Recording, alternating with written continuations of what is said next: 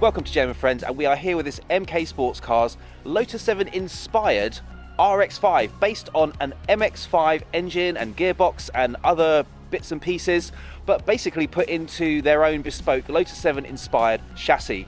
James is going to be filming a review with it today. I'm going to be doing a little bit of a behind the scenes vlog. Once we finish filming the intro, once James has finished sorting out his camera gear, we're going to jump in the car, head out onto the roads. I'm going to have to then drive the car up and down the road, but James is miking himself up now, as you can see.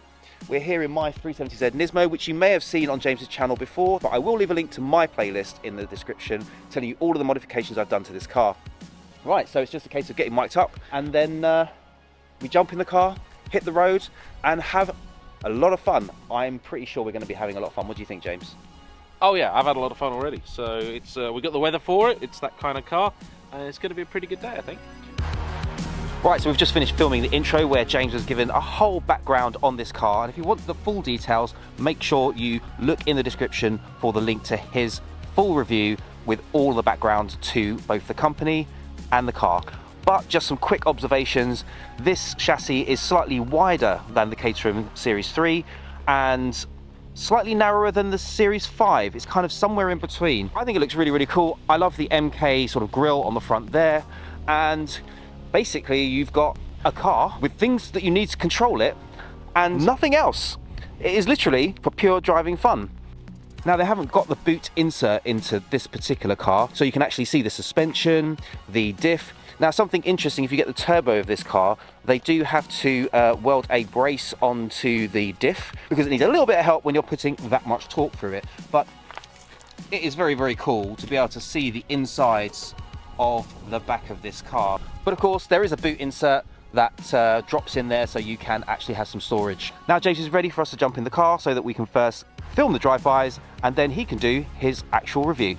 Now, a little bonus shot, because every time I film a car like this, there's always a few people pipe up in the comment section going, "Oh, we didn't see a shot of you getting in it." Frankly, I don't put them in because I think it's just boring, but I suspect there are a few people out there asking it just because they think they're being funny. However, I also believe there are a few people out there asking it for very genuine reasons, because they're also people of a larger build and are worried whether this will be the car for them. I mean, after all, it's a fairly narrow thing, this, and it has fairly tight looking bucket seats. Well, I will now show you the hop-in procedure for an MK Sportscars RX-5. The biggest thing, same for a Caterham, is to make sure you don't sit on the harnesses, because that's tricky. So, what you do, fold, fold, that there, that there. Then the process is actually really quite simple. You get in, you can stand on the seat. I try and avoid it, but it can be done. And then you kind of just fall down. There we have it. Then clip, clip, clip, clip. Done. It's actually very, very comfortable.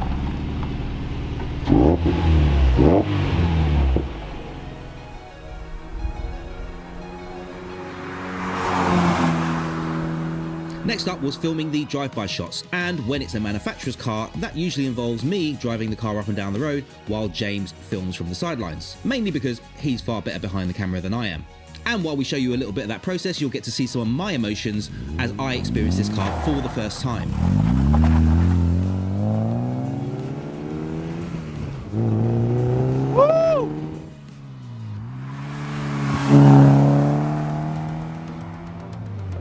Now, the thing for me that I think makes this car so appealing is the idea that if you've assembled this by hand and then you're driving it down the road, what a buzz would that be?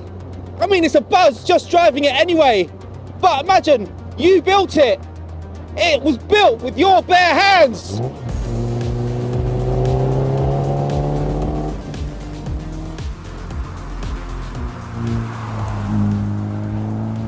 Now, I have to say, the hardest thing to get my head around in this car is the pedals, because they are very, very close together.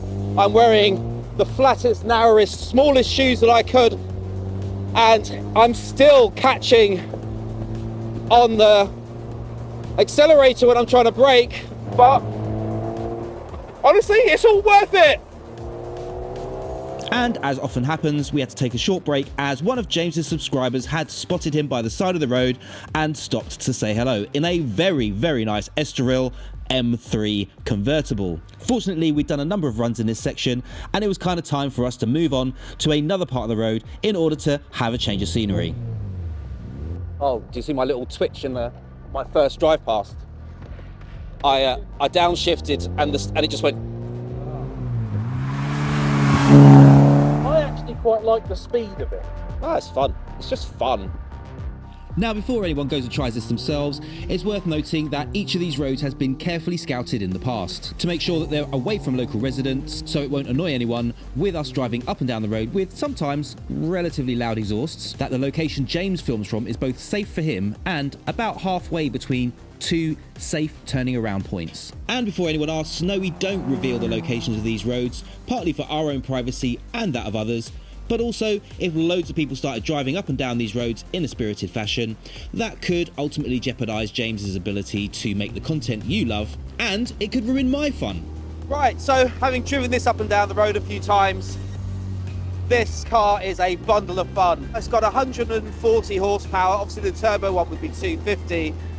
I think it's got just the right amount of power for having fun. And the cool thing is, you can actually get the turbo upgrade later, so you can build the car at this power level and then you can upgrade it later when you've gotten used to it. I'm thoroughly enjoying this car. I have to say, would I own one? I'm not sure, but I'll tell you what, if anyone handed me the keys, I'd never say no.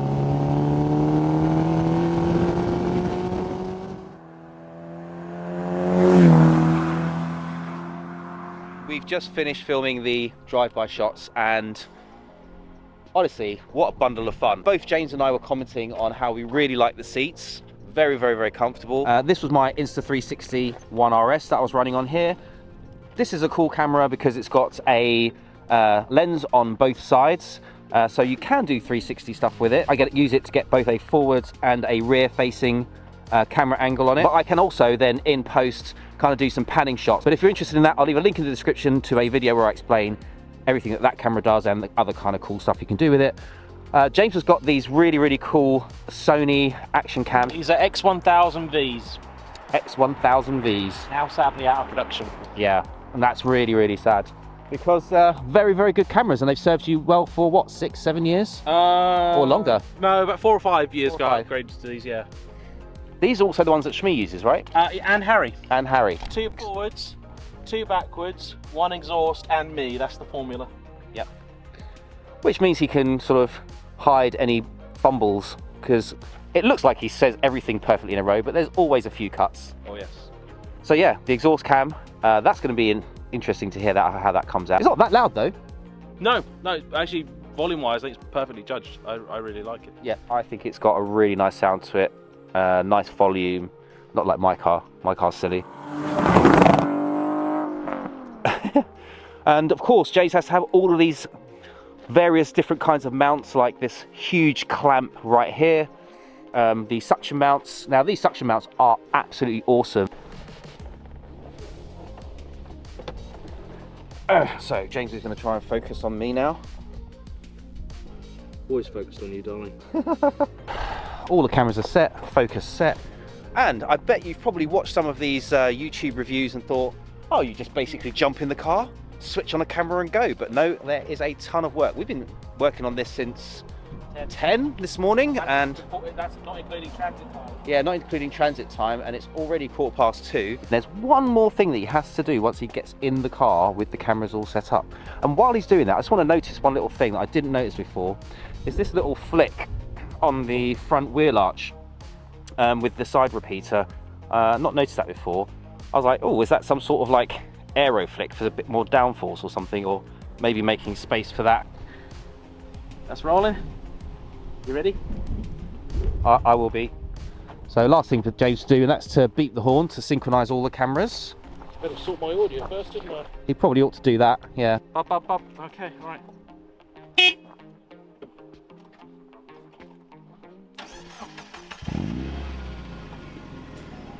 See you back at MK.